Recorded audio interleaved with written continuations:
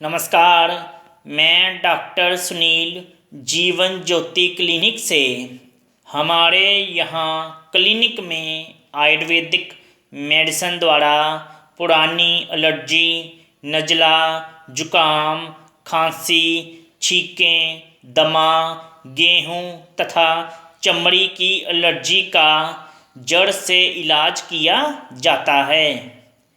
हमारी आयुर्वेदिक पद्धति में पुरानी से पुरानी एलर्जी, नज़ला, जुकाम, खांसी, छींकें, दमा, गेहूँ तथा चमड़ी की एलर्जी का पक्का इलाज उपलब्ध है। हमारी आयुर्वेदिक मेडिसिन के कोर्स द्वारा पुरानी एलर्जी, नज़ला, जुकाम, खांसी, छींकें, दमा, गेहूँ तथा चमड़ी की एलर्जी बिल्कुल ठीक हो जाती है तथा दोबारा नहीं होती।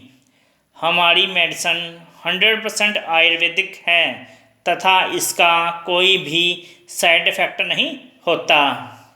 मेरा पता Jeevan Jyoti clinic 742 housing board colony, Ranjit avenue, Amritsar.